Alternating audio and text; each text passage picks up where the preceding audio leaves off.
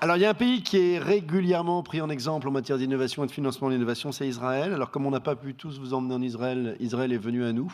Et je vais demander en fait à Karin Rubinstein de me rejoindre. Can you please come and join me, Karin? On va switcher en anglais pour cette séquence.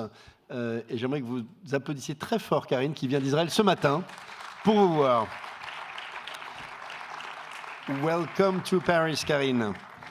Just a few words about you. You're the CEO of IATI, Israel Advanced Technology Industries.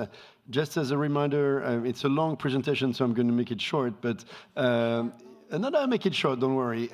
It's an umbrella organization for the high-tech, life science, and all other advanced technologies industries with 700 members, including R&D centers of multinational companies, local and international venture capital funds, entrepreneurs, startups, incubators, accelerators, private investors, municipalities, tech transfer companies, academic institutions, and service providers. You all kind of incredible things, including you've been nominated twice in a row as one of the top 100 influential young business person in Israel by Forbes magazine. You're also a member of the Board of Governance of Tel Aviv University and a director of the Israel-America Chamber of Commerce. And you came to Paris today specifically to see us, to tell us what's happening in Israel. So you have 20 minutes and we'll take some questions from the audience. Okay, thank you. So, hi everybody, thank you very much. I would like to, first of all, thank Paul, the managing director of AFIC, and to thank Deloitte for the hospitality, and thank you. So thank you for the introduction. Yes, I came straight from the airport to here just to speak, and I'm returning to Israel tomorrow morning. I think it's very important. I'm a great believer in collaboration between ecosystems, worldwide ecosystem. I am a great believer in sharing best practices, and I hope I can contribute a little bit to you by telling you a little bit about Israel and about the ecosystem in Israel and about the high-tech and life science in Israel. So just a very, very quick question. How many of you have been in Israel already? Oh, okay. Much more than I expected. Great. Okay, so we'll talk about the IATI, which I'm the CEO of later. I'll just tell again that the IATI is the umbrella organization of all the high-tech and life science industries in Israel. And I'll just start. I hope you can see that. And I'm sure you know most of the information, okay? So I'll go over it quite fast, and then I would like to show you some slides, which are new slides, about the venture capital industry in Israel, recent figures. So you all know that Israel is very, very small, only 8 million people and 20,000 square kilometers, and France is 25 big as Israel. So we are a very small country. We have a good GDP per capita. We have a good economic growth, and we are part of the OECD starting from 2010. So in Israel, we have a lot of startups. Some will say that we have 5,000 startups, maybe 4,000, maybe 6,000. Each year we have around 700 or 800 new startups, but a lot of startups in Israel are closed also every year. So we have around 5,000 startups, as I said. I hope you can see that. It's a little bit bright. 15% of the GDP in Israel is derived from the high-tech industry. 44% of Israel industrial export is from high-tech. We were on 50% already, but it went down a little bit still.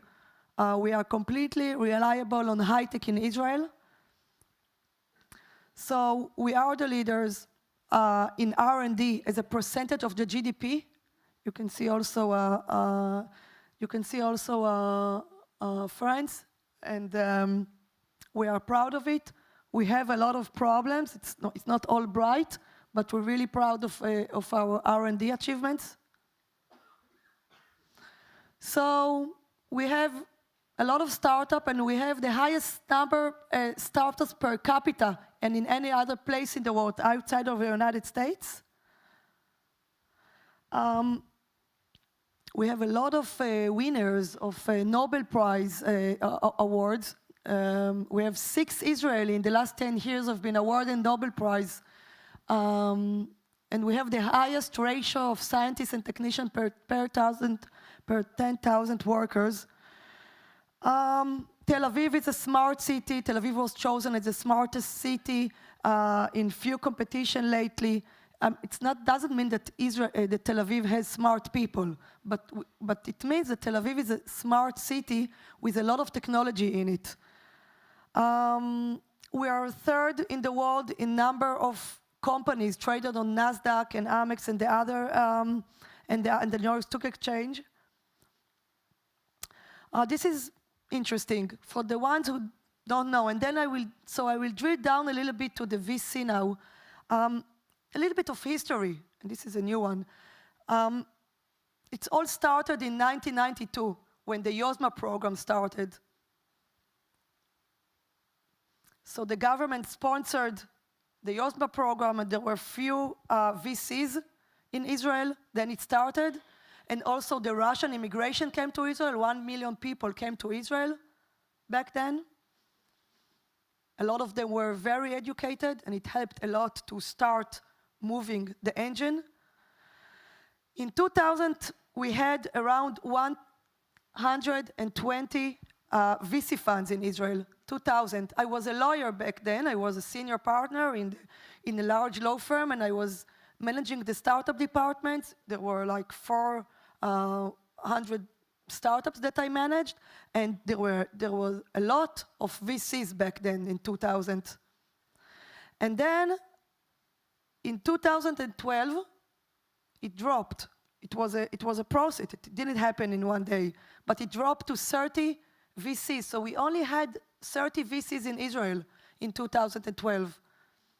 And we really thought that that's it. Maybe the VC industry is doomed. We will not have an industry anymore because there were only 30 VCs. And there was a lot of reasons for that, by the way. There were reasons. I can think about few reasons. I can think about corporate ventures who came into Israel and started to invest a lot. I can think about the angel investors who started to invest in Israel. I can think about VCs which were not so attractive anymore because they were not VCs anymore. They didn't take a lot of risk anymore. They wanted to see like a result without risk, so they didn't look so much on the very early stage startup. They went to the more mature startups. But then we learned a lot, we did homework, and as of today, 2016, we have around 70 active funds. We have more, we have around 100, but 70 of those are really active in Israel. You can see the Israel venture capital industry. So the 70 includes, like, let's say, 25 microfunds. It's a new phenomena in Israel, the microfund. We call it like new generation funds. So you can see some of the names. Then we have 12 local Israeli major funds, including Magma and Carmel Ventures and Pitango and JVP. And I'm sure you know the names of them. So this is a very substantial part of the industry today, these Israeli funds, which raised between $100 and $300 million, each one of them. And then we have the international VC funds, Sequoia and Excel and Bessemer and Lightspeed and Norwest and other who believed in Israel and opened a branch in Israel. Then we have the new growth funds. We will see what their future is. And we have the private equity. And by the way, the IATI, I just had a conversation with Paul, we do not represent the private equity funds. There are maybe 5 or 6 or 7 private equity in Israel. We mostly represent the VC, among others. So 2014, 2015 was a great M&A year. We saw a lot of M&As. We saw more than $9 billion in exits in 2015. $9 billion in exit only in Israel. So it means M&A and it means IPOs. We talk about, you can see the figures here. I will go over it fast. 2015 was a very unique year also because of the investment in high-tech companies. $4.4 billion have been invested in high-tech companies in 2015 only in Israel. And it was the best year in the last decade. And by the way, we thought that nothing can compare to 2015, but if I can see the results now of 2016, so if we're talking about the 3 first quarters, we already have those numbers, 4.4. We are on $4.55 billion, and it's not the end of the year yet.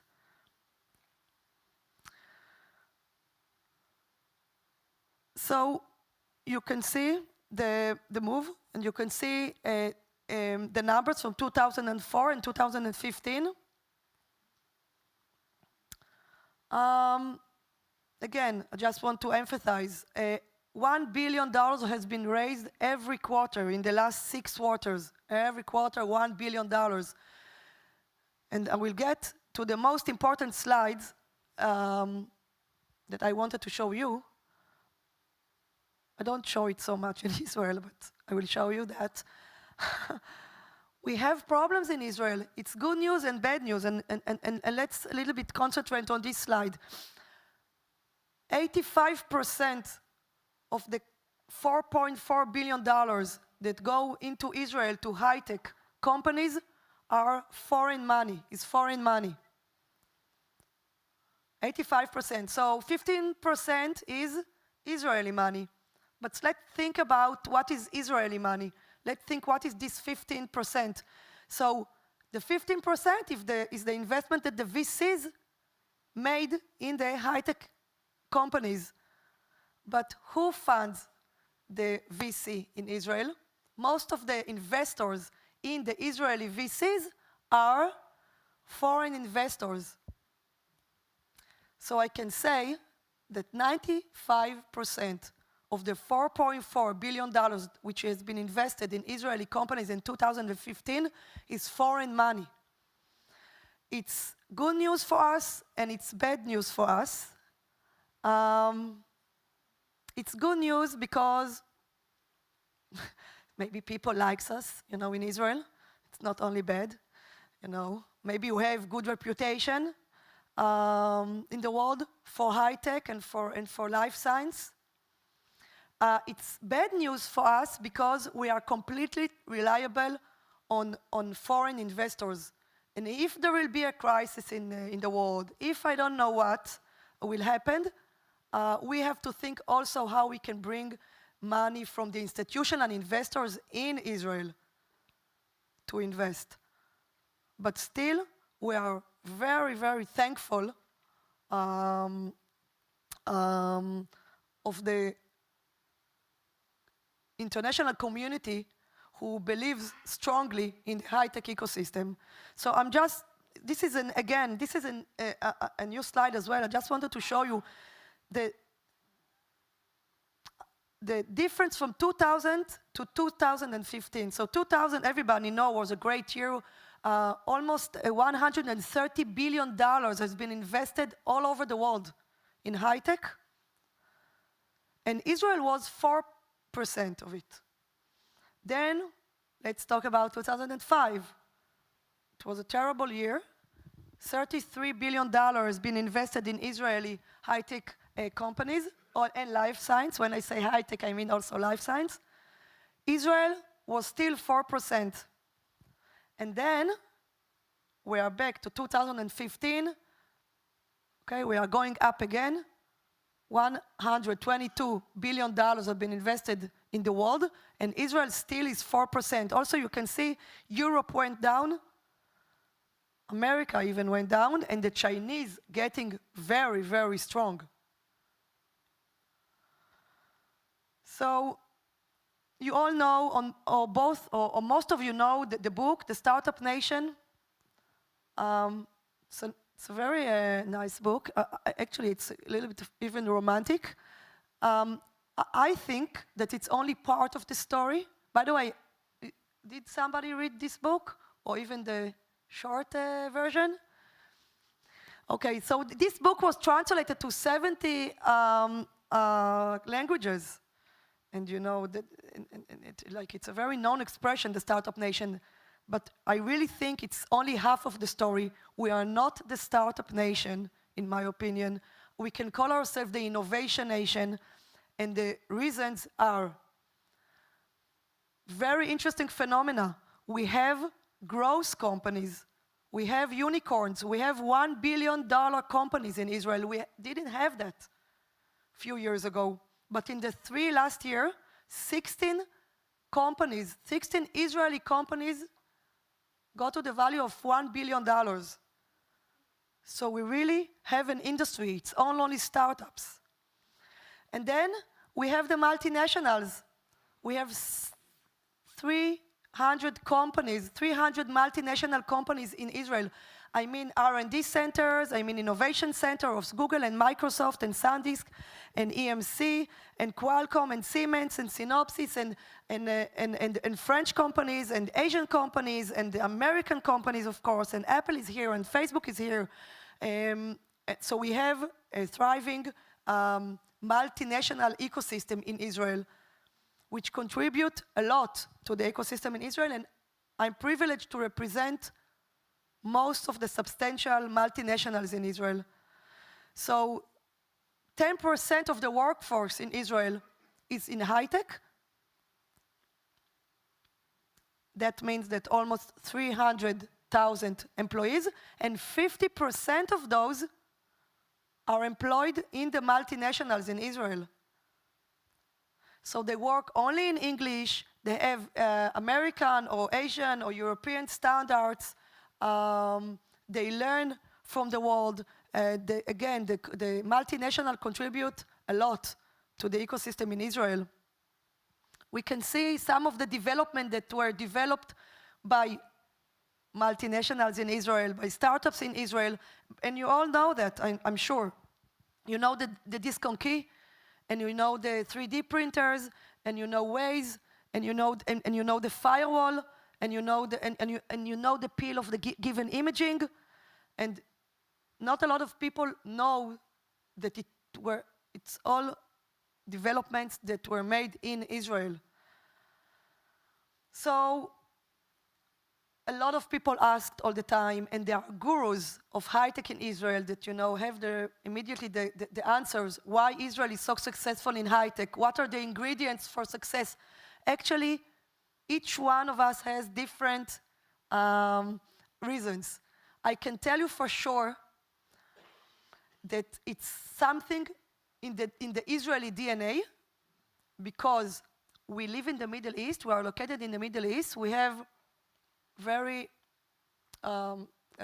some neighbors who don't like us so much, and we are in high awareness all the time. We always in high awareness. I sat here and I listen to the panels and I see that nobody moves. So I can tell you that in Israel, it's not the case. We have so many conferences and so many summits and roundtables and seminars and webinars, and everybody is moving all the time. Okay, going out, going in, speak on the phone, pick up the phone. We are always in high awareness. We are not that polite, I have to say, but we always think where and how we can develop the new thing, how we can protect ourselves, this constant threat leads to high awareness. Now, we have the army, of course. We have the technology units in the armies. And I can tell you that it's not only the very famous unit of 8200, which is the largest and the most known technology unit in Israel of the army, but we have other technology units. And it's not only technology units, it's also people that in the age of 18 and 19 and 20, and by the way, all the women also have to do the army in Israel, they all go, and you know, most of us are commanders, and we are managing 1,000 people in the age of 20, and we give orders, and we always find for solutions. So I think that when we are released from the army, we are ready for the world. And I just read yesterday in the Israeli news that there is a boy, 19 years old, who raised now $5 million from American guru. Okay, so it's already in 19 years old he did it. So we talked about the army, we talked about the DNA, we talked about the seasoned investment ecosystem, about the VC, and I showed you. And then there are, as I said, 100 companies who are traded on the Nasdaq Stock Exchange, and a very high level human capital and academia level. So let's see my role or our role in this craziness and this unbelievable ecosystem in Israel. So as I said, IATI is the umbrella organization of the high-tech and life science industries, and we represent most of the sector. We represent the multinational companies, we represent the VC funds, the incubators, the accelerators, the startups, of course, the growth companies, the academia, the service provider, the municipalities, the hospital. We represent all the entities who has R&D and innovation. Yes, we have a lot of members. By the way, I forgot to say, we are a private entity, non-governmental, but we are non-profit. We are not sponsored by the government. We are sponsored only by our members. We are very dynamic. We work very fast. We get decisions and we take decisions very fast. We are not reliable on government or on foreign money or on the EU or some donator from the United States. No, we just think what we should do in order to promote and expand the high-tech ecosystem, and we move. 30 people on my board, and the mission, as I said, we are the voice of the industry. Our aim is to promote the ecosystem and to expand it, and we do it by 4 main ways. One, working very closely with the government. I work very closely with the Prime Minister, with the Minister of Finance, Minister of Education, to promote technology education, with the tax authorities, of course, with the new Innovation Authority, which replaced the chief scientist now and the other entity. As I said, I really think that one of our goals, because we are located in the Middle East, because we are located a little bit far from all the other countries who has innovation, is to share best practices of what we do, not just to teach and not just to tell about our ecosystem, but to learn and to absorb, because there are a lot of new ecosystem now, especially in Europe, like in small places, not just in the big countries, but in small places. I saw it in Bulgaria, I saw it in Bulgaria, I saw it in Austria, I saw it in Estonia, I saw it in Bratislava, I saw it everywhere. So if I can share a little bit of what we do and to learn from you, it will be my pleasure. Now, if there are any questions, I'm open to question, and if not, it's also okay, and you have my email, and you have also my mobile phone on our website, and all my contact details. We have a great database of all the companies in Israel that I can share with you, no problem. And that's Thank you. Thank you very much, Karin. Thank you a lot. You came a long way, and we don't have much time, but I cannot let you go without maybe taking 1 or 2 questions from the room, because I'm sure there will be plenty. If there will be any. But on va peut-être remettre la lumière dans la salle. And if there is any question for Karin, please feel free. Une question là-haut déjà. En français, they can be in French, and I think you speak a bit French, but everybody speaks English I here. try to understand in French. I studied for many years, but Everybody speaks English here, so. yes. On va vérifier. Hi, thank you very much. You mentioned that Israel is a small country. I would like to know, how do you scale up, and which market do you consider as a startup, I mean? And my second question is regarding sector and industry. Which are the industries in which the startup operate, and what is, in your view, the future of these industries? And do you consider life science, for example, or digital? I was expecting a simple question with a short answer, but I'm afraid it's going to take some time to answer. I will start from the second one, okay? I will do it very quickly. I didn't mention the digital health, or the tech health, or the health technology, call it whatever you want, okay? The tech health or the digital health is the industry who grows the most, not just in Israel, but all over the world, and it's located between the high-tech and the life science, and it combined between of them. I'm a great believer in digital health. We have around 400 companies in Israel in digital health. Some of them raised a lot of money, and some of them will. And I think this is for sure part of the future that you asked about. I will not repeat what everybody think. Yes, the IoT is the future. Of course, the IoT is the future. The connected cars and the autonomous cars are the future. Ford, BMW, Mercedes, Porsche, whatever, they are all in Israel. Okay, all their CEOs came already few times to Israel, and some of them already opened a center in Israel. So autonomous car, of course, is not the future, but it's the present. Thank you. Maybe one more question.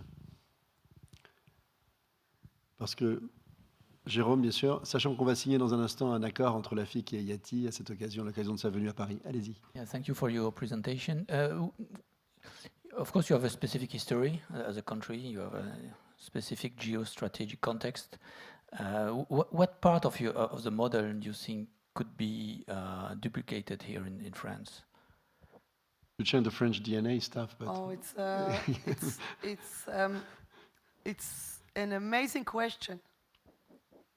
How do you duplicate success? How do you duplicate ecosystem? We think about it a lot. I think that it starts from the entrepreneurs in each country. And in each country, the DNA of the entrepreneurs are different. So it starts with the entrepreneurs, and then there has to be a contribution, a support of the government, has to be. So it's all over, right? It's entrepreneurs, it's government, and the third part is the academia. So if you talking about duplication, it's this triangle of entrepreneurs, academia, and government. I think that without the three of those, there will not be great and the success for a new ecosystem. But still, there is a lot of work to combine those sectors. That's what we do. We only synchronize activity. We only integrate activity. But you have to integrate it very aggressively and with a lot of passion and to be very dynamic in order to take the government, to take the academia, to take the entrepreneurs, and to mix it and to build an ecosystem. I hope I answered this wonderful question. Thank you so much, Karin. Now it's time to sign an agreement between AFIC and IATI, so I'm going to ask Olivier to join you on stage for this official moment. Maybe Olivier will say a word about this agreement. What are you signing together today? So first of all, thanks very much for coming. It's a great pleasure. One element strikes me is how cohesive is your country. We know why, but in my conclusion, I will explain that France, the famous pays des Gaulois, des Gaulois village, as to take lessons, the way you organize your industry, the way you are working all together is probably something which can inspire the private equity community. But having said that, talking about the future, I think one day we can organize something, a big meeting between French VCs and Israeli VCs. I don't know if Yes. it's already exists. Does it exist? No. No? Why don't we decide today Yes. to organize something next year? Yes, and we can do it even as soon as possible. It could be even in Israel Or in Paris. Or in Paris, and we are ready for it. And we have to promote it. We do it with some of the countries, and we haven't done it until now. Jérôme? With Paris. And by the way, it's Deloitte? much Where is Deloitte, easier friend? than we Where's think. Deloitte, friend? Deloitte, okay. So we have Deloitte sponsoring it, and it's done. So just find the appropriate date and timing for your industry, our industry, first semester or second semester. I should say second semester will be much better because probably we have political things to do first semester in France, and we will be in a better position second semester to say that we are a great partner Olivia, with Israel. I'm at your service, and I mean it. We're a small country, and we will be delighted. I'm honored. Thank you very much for this. Okay, great. Alors, this agreement, what are you going to sign? What are you signing today? Tell us. Olivier, what is it? Paul, Paul. will you introduce what you are signing? It's very easy. It's an MOU for cooperation, no string attached, as always. And I'm more than happy to sign it. I hope that signing, it's easy. Doing it's a little bit more difficult. And I really hope, and I'm taking it on myself, to push and to do and to strengthen our relationship. I'm not a politician. I'm a very lousy politician, okay? But I'm a great doer, and I promise that to do and to strengthen our relationship. And you see, we are also active with the idea of this great forum we'll organize next year, second semester. So let's sign. And thank you, Olivier, for hosting with me. Okay. Moi, je dis bravo.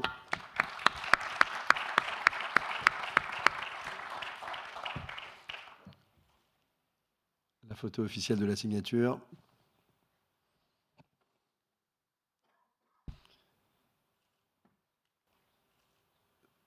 Thank you, Karin, and have a safe trip back tomorrow morning.